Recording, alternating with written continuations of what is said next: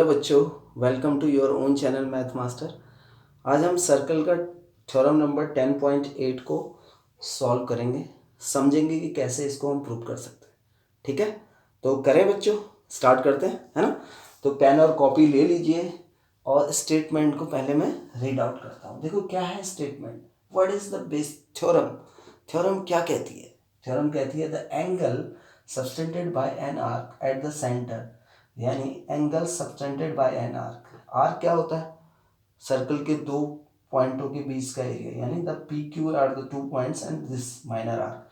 इससे जो एंगल बनेगा सेंटर में, वो angle double the angle subtended by the same arc at any point of remaining part of the circle. यानी कहीं पे भी, देखो यहाँ पे भी हो सकता है, यहाँ पे भी हो सकता है, एनीवेयर बच्चों, कहीं पे भी, है ना।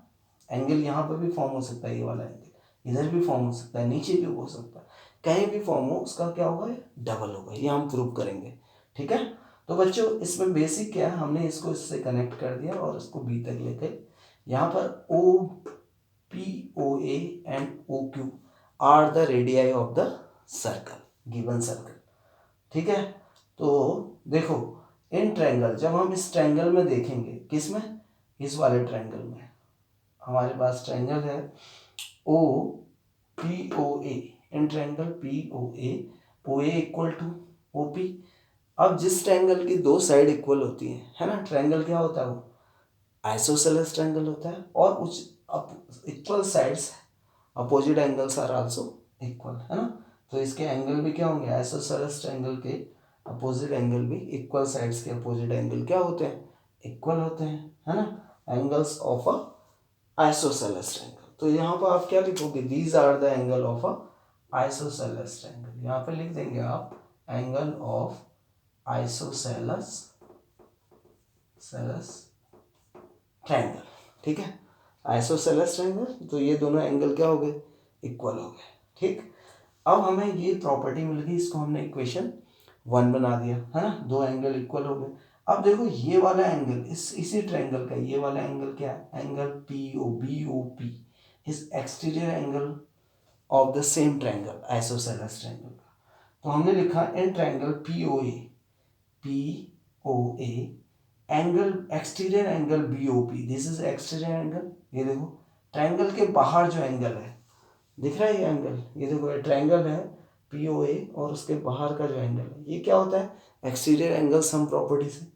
एक्सटीरियर एंगल का इज इक्वल टू होता है अपोजिट इंटीरियर एंगल का सम। यानी ये दोनों क्या है? Angle O A P and angle O P A, exterior interior angle का सम। एक्सटीरियर एंगल क्या होता है? अपोजिट इंटीरियर एंगल का सम, है ना। तो इसको हम लिख देंगे बिकॉज, यहां पर आप लिख सकते हो बिकॉज एन एक्सटीरियर एंगल, है ना बच्चों। एक्सटीरियर एंगल क्या होता है? Angle of a triangle is equal to the sum of interior opposite interior angle, ऐसा लिखेंगे, equal to the sum of opposite interior angle. तो बच्चों मैं इसको इरेज कर लेता हूँ, ऊपर वाले पार्ट को, इतना आपने नोट डाउन कर लिया होगा ना। तो क्या होता है ये? सम ऑफ अपोजिट इंटीरियर एंगल। तो ये हमें मिल गया यहाँ से, है ना। तो ये होगा, हम क्या लिखेंगे? Because on exterior angle, an exterior angle of a triangle is equal to the sum of opposite interior angle, sum of opposite interior angle. ठीक है, ये होता है। ठीक है बच्चों, तो यानी ये angle P O B P O is sum of this and this, यही तो है अपोजिट एंगल, है ना। तो हमने लिख दिया equation this is our equation number. ठीक है, अब हम इक्वेशन 2 एंड फ्रॉम इक्वेशन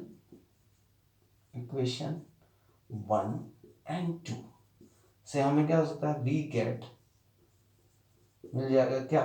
देखो इस इक्वेशन में देखो एंगल ओ ओ पी ए और ओ ए पी दोनों बराबर है, तो इनको मैं एक ही चीज लिख सकता हूँ, मुझे ये वाला एंगल चाहिए, आई वॉन्ट दिस एंगल। तो क्या हो जाएगा, exterior angle B O P is equal to, देखो यहाँ पर exterior angle B O P is equal to क्या चाहिए, ओ ए पी।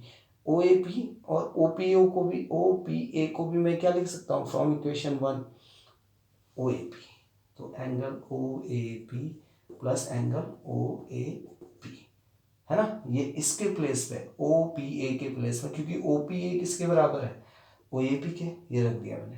तो ये क्या हो जाएगा बच्चों, ये हो जाएगा exterior angle B O P is equal to twice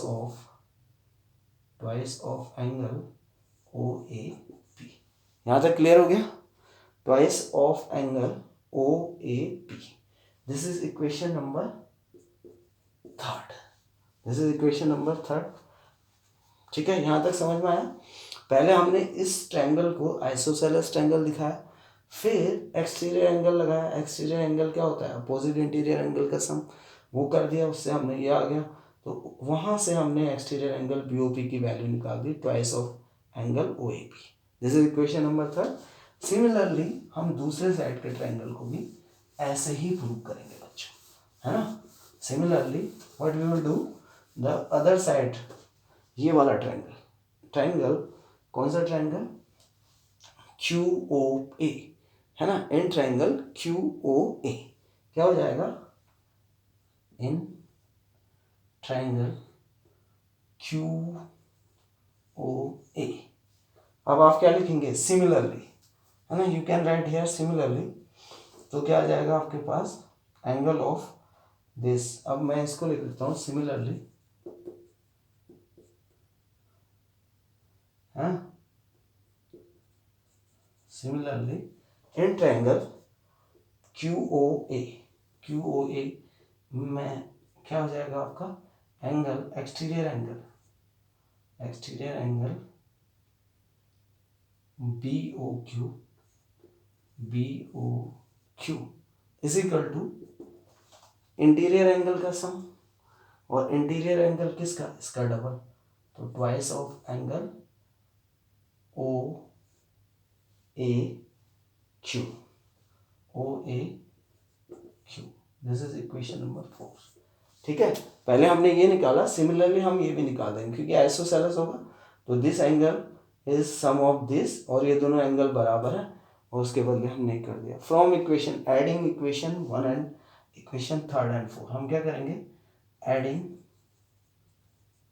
equation 3 and 4 क्या होगा, वी गेट, ठीक है बच्चों, क्या मिलेगा हमें, we adding equation 3 and 4 we get, क्या हो जाएगा, देखो यहाँ पर ऐड कर दें, हम इक्वेशन को ऐड कर रहे हैं, ठीक है।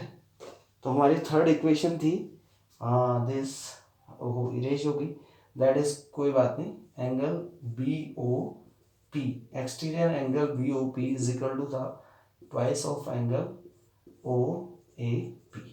तो ये हमारी थर्ड इक्वेशन थी, और थर्ड और फोर्थ को हम ऐड कर रहे हैं। तो exterior angle B O P plus exterior angle B O Q is equal to twice of angle O A P plus twice of angle O A Q, ठीक है, यहाँ तक क्लियर है, twice of angle O A P and O A Q, clear. तो यहाँ पे क्या हो जाएगा बच्चों, देखो exterior angle B O P, ये वाला angle exterior angle B O Q, ये पूरा एंगल क्या हो गया, पी ओ क्यू।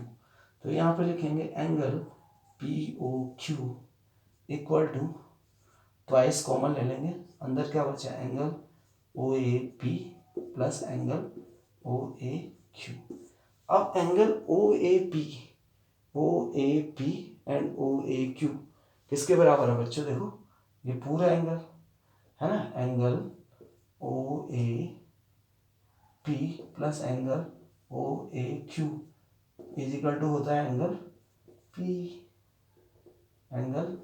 PAQ, तो वो लिख देंगे यहाँ पर, क्या हो जाएगा, twice of angle PAQ। Clear है, इसको इरेज कर दीजिए। तो हमने प्रूव कर दिया दिस इक्वल टू दिस, तो एंगल POQ है ना, इसलिए तो ये क्या हो गया, हेंस प्रूव्ड। ठीक है बच्चों, तो बहुत ही इजीली हमने इसको प्रूव कर दिया। दो चीज़ें ध्यान में रखनी है कि एक, पहले आपको क्लियरली लिखना है, इसमें क्या लिखना है कि this triangle POA is an isosceles triangle, so this angle equal to this, है ना, ये क्यों है isosceles, OA equal to OP है। देन एक्सटीरियर एंगल लगाना है, तो एक्सटीरियर एंगल से एक इक्वेशन 1 बनेगी।